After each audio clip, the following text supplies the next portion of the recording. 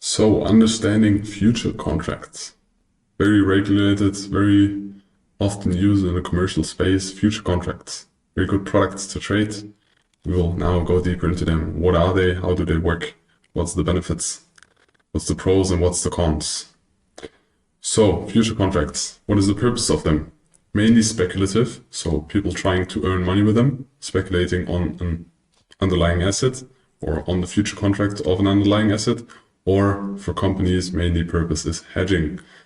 So a future contract is the obligation to buy an underlying asset at a future date. As I already explained earlier in the course, if I'm a company that is in the shipping business, for example, we need a lot of oil because all the tankers going through the seas of the world need oil. And I don't want to buy every month the oil when I need it because sometimes maybe I pay $50 for a barrel of oil. Sometimes I pay more. And I want to calculate for the upcoming years because for companies, this is obviously very important. So it would be very nice if I can now decide for what's the price of oil now, and I can now buy a contract that guarantees me that I get amount X that I need of oil at every month. So there are future contracts in different products. In some products, you have future contract every month. In electricity, you have future contracts every couple of minutes or hours, and you have future contracts also for stocks sometimes, or for indices that are most of the times every 3 months. But I now can decide and now buy, for example, a future contract for every month of the upcoming year, and then I now buy the obligation to buy the underlying asset at a future date. I can also sell the future contracts, but for me calculating, I know that I need at least this amount of oil, for example, for my shipping company, that I can buy the minimum. So I have less risk in the markets. If oil prices double, I still know I have this price for this barrel of oil and I will get this oil at price point X in the future. This goes through centralized exchanges. That's the purpose of those. For companies, this also happens. For example, Starbucks needs a lot of coffee. You also have future coffee products. It's also in orange juice, it's in meat, it's in grains. So all the different topics, also oil, silver, gold, all those assets have future contracts, and that's the use case of those. Where are they traded? On centralized exchanges regulated. So future contracts also, for example, the CME Group, NYMEX, or the Eurex, which is in Europe. So all markets are traded at the same place. It's not decentralized like different liquidity providers and different stock exchanges. There are different stock exchanges, but there is a future on stock exchange, and that is centralized service. So you have volume data. But these are the contracts you need in order to access order flow data because you have a centralized place. So even the price does not change, stays on the same level. They can be still traded 500, 5,000, or even 5 million contracts. In CFDs, you would only have one volume, when there's one tick. But order flow data shows you that even at the same price point, doesn't matter how long the market stayed there, how many contracts are traded. So there's not really a big conflict of interest with your broker because your broker takes commission for the infrastructure they are providing, for the connection to the stock exchange, but you trade against the market, you don't trade against the broker. Your broker does not decide, are you A book or are you B book? Because they are regulated, you are always A book and you're executed on a real market. So you trade against the market and not against your broker. What are the pros of futures? You're regulated, it's transparent, you have volume data, real volume data, so you know what are the market participants doing and where are they trading. You have all the flow data available if you buy data feeds. You do not really have spreads, they're flexible. You have a tick, so you have a best selling price, best buying price, it's not at the same price. And you don't have any markups or that much dependence on your broker. Yes, there is a difference between brokers, but your execution is always on the stock exchange, which is centralized. So you just pay the bid-ask spread. So you have a spread, but it's not as flexible as with CFDs. And you have very high leverage on most brokers because a future contract itself, you have different margin requirements depending on the broker, but the volume you trade of the underlying asset or the value of the future contract is way higher than the margin you need, depending on the broker, depending on the asset, but you have very high leverage, which can be good, but for that you need to understand risk management, which is going to be Series 600 in this course. And your track records are accepted by most auditing firms. If in the future you're going to plan maybe to build your own fund, hedge fund, whatever certificate, people want a track record of you. And if you only have CFDs, because you can cheat a lot in CFDs, most auditing firms or companies don't accept this. If you have a futures track record, it can be verified because you have a statement of your broker. You can also request the trades from the stock exchange. You can match this up, and it's because it's a regulated product, people or auditing firms accept this. With CFDs, it's not always the case. But there are also some cons. You have a higher entry barrier because you need more margin. You cannot trade 0.001 lots. There are regular contracts and micro contracts, but still the entry barrier is way higher than with CFDs because the margins are higher in futures, but it's also depending on the asset you trade, on the broker you trade. You can research that on your broker's website, but they're definitely higher than with CFDs. With $10, you're not able to start trading futures. You need a data feed for a platform. You don't really need it. You can also trade without, but then your data is going to be delayed. I think on TradingView, the basic delay is 15 minutes.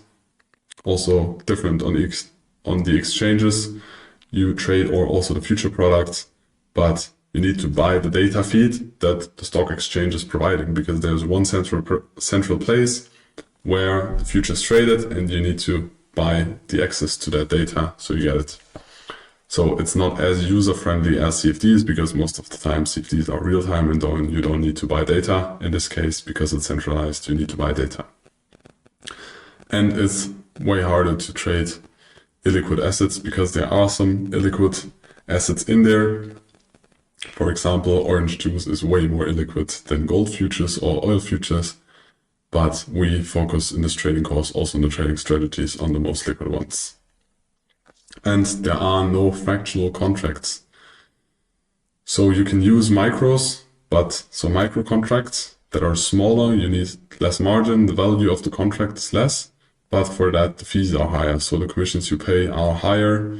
So you have a little bit more cost. For that you have more flexibility, but it's con. CFDs you don't have higher costs if you just trade fractional shares. And you don't have hedging. As I already explained earlier, when you are long one contract and then you want to hedge yourself, either you need to switch to micro contract or a future contract. For example, if I'm long in an oil contract in February, I want to go short, I can choose the future contract of March or any other contract, but not the same contract. I cannot be long and short in February's oil contract at once. If I'm long one contract and I want to go short, I just sell my contract, which I'm long, and then I'm neutral again. In CFDs, it's different. You can just use another contract or micro contracts. For example, I can be long in an oil contract and just use the micro contracts to go short. That's possible. Then I'm long and short in futures or in the same future market, but there are different contracts. So, and new positions are automatically added. I already explained that. So when I open a position and in CFDs I open another position, even if it's also long, I just have two open positions. In futures, it's going to be in the middle of both positions depending on the size. If I buy one contract and then $10 higher, I buy another contract, I will have two contracts long, $5 in the middle. So it's just the average entry price. Also, when I'm scaling out of a position, it's the same process. Also the difference to CFDs. What orders do we have? We have also buy market called ask. We have sell market called bid. It's the same here. But the difference is you don't have the exact or an automatic stop loss like in CFDs because you need to view this differently. It's not just you close your position. When you open a trade, you need to create a bracket order with that trade. So I buy one contract and then I need to add bracket order to that contract. Same is for selling a contract, but in the case I buy a contract, OCO order is one cancels another. In CFDs, you can just put a stop loss and take profit. Very easy to understand. An OCO order is kind of the same. The process behind it is just a little bit more complicated. So one order cancels another. When you have a stop loss and a take profit in the CFDs, they automatically get deleted when either stop loss or take profit is hit. Here we need to define this as an OCO order. So if one order is reached, the other one is cancelled. In CFDs, it's like the basic setting. But here on most future brokers, we need to do this ourselves. Let's go through an example when we are long one contract and we want to stop loss and take profit because we do risk management, of course. Then you will need to place a sell stop as a stop loss. So if price level is reached, then we want to sell immediately. And we will place a sell limit as a take profit. So above the entry we have, or we open the position, we want to sell at a specific price above. And then we combine those rules and connect them through an OCO. So when order is filled, the other is cancelled. Really simply explained. As I said, in CFDs, the same is happening, but in futures, you need to do this yourself. Most of the time, the broker is not doing it. So we have the same type of orders we already went through, but maybe a good repetition. We have a buy limit, we have a buy stop and sell stop, of course, and we have a buy stop limit and a sell stop limit. I think we don't need to repeat this again. If you want to repeat it again, skip to the earlier part in this course. In futures, we also have MOC orders. So a MOC order is a market on close order, which is where a position will be closed at the best price. The market will present a counterparty slightly before or during or slightly after the end of the trading session. So back in the days, there have been trading pits where people ran around the stock exchanges and traded. Nowadays, it tends that markets are open nearly 24/5. Maybe in the future they will be open 24/7 like cryptocurrencies, but for now they are not. They have a session where they are not opened, and they have a cash session where there is the most volume depending on the underlying asset, depending on the asset is in Europe or the asset is in the US. But most of the time, local times in Europe or in the US, the products are traded in Europe between 8 or 9 a.m. until 5 in the afternoon. Same as for US. Of course, you need to calculate the time of the asset you trade to your time zone, but there is no universal rule we can give you, but you will always focus on the local times of the stock exchange and where is the highest volume. We'll go deeper into that, and you will also see in the charts below where the most volume is traded. That's when the cash session is, and at some point the cash session of especially future products or future contracts, the cash session is over, and then you get the best price at the end. You see at the closing session, there is a spike in volume because there's like the settlement of open positions. Day trader want to get out of the markets because they don't want to have exposure through the night. And also big institutions which had a very big order they needed to place in the markets, they try to sell or buy depending on the order they get at the last session. So there's a lot of action at the end, but you can also choose an MOC order, which is the best price at the closing auction. And that most of the time you don't have in CFDs because a lot of them are traded 24/7, 24/5, I think. So what is the checklist for good futures broker? We had the same with CFDs. Now we do it for futures. First, you need low commissions. It's just about how much commission do you pay to trade one contract, to open it, to close it. What are the margin requirements? Also different on different brokers. For example, when you hold stocks, when you have Apple stocks, which are highly liquid, are they able to be calculated as part of your margin, or do you really need cash in your account that it needs margin? It depends on where your broker is.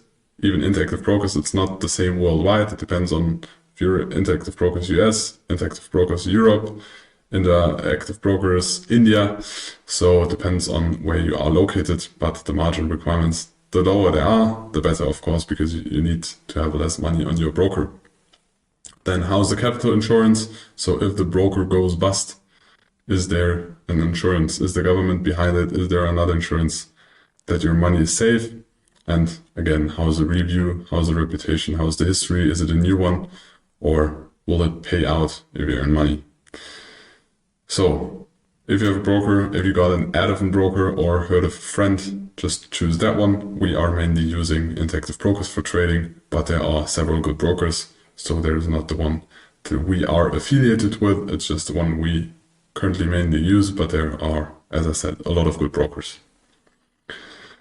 Then you need a data feed because it's centralized, not decentralized, and you have real volume, so you need a data feed. So if you want to access the order flow data, which is the information, how many contracts are bought and sold on which price level, you need to buy a data feed. And there are also different providers, but this data feed provides you access to the real transaction that happened on this centralized exchange with this asset, which is very valuable information. And most likely your broker is not able to provide it. Depending on the assets you trade, most likely you have a broker and then you have a data feed provider and you need to connect them. Depending on the source you have, I think TradingView does not yet provide data feeds, but I think in the future they will. Maybe nowadays they already do. But for example, Sierra Chart is a software we use a very long time, but kind of complicated software. But there you have the platform, which is called Sierra Chart. Then you need to choose a broker. Either it's Interactive Brokers, it's the one we use, but there are different ones you can connect. And then furthermore, you have a data feed where you get your data from, so that's a third provider. But you need to choose it depending on the assets you trade and depending on the accessibility your software gives you, or APIs, or things you connect or can connect. There are different exchanges and there are different contracts. We will list some examples here. So we have the CME, Chicago Mercantile Exchange. There you can trade futures contracts, for example, the ES, which is the S&P 500, or the underlying asset is the S&P 500. You have the NQ, which is the NASDAQ, and you have the RTY, which is the Russell. Or example, the CBOT, where you can trade government bonds. You have YM, ZT, or UB. You can trade on the COMEX. You have GC, which is gold, MGC, which is a micro contract of gold, silver, and so on. And on the NYMEX, you can trade CL, which is oil, MCL, which again is the micro contract, or NG, which is natural gas. But there are more contracts or assets you can trade. But you see that there are different exchanges, which are the centralized exchanges for future products. What types of data feeds are there? So there's level 1 data. So top of the book, you just see the first 10 bid and the first 10 ask level. So the prices people want to sell, the prices people want to buy. This is very good if you only use footprints or you just use footprints and you don't use the order book a lot, because then you see the first 10 bid and ask levels. Level 2 data is the full market depth. So you see all the bid and all the ask levels that are available on that exchange. So even if you have 200 ticks above, you can see how many sell limits there are. It's good if you want to use heat maps or you use the order book for your trading itself. And then there is level 3 data, which is market by order, which shows you even the details where the order is coming from. So for example, you have iceberg orders. Iceberg orders are orders where you only see 20 contracts in the order book. But when there is somebody bought or sold those 20 contracts, there are another 20, but it happens so fast that you don't see it.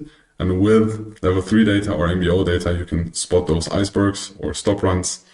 Currently, the only provider that offers this is Rithmic to retails. Of course, institutions have other options, but we are not institutional. We are retail, but that's the logic behind that. So you see where the orders are coming from.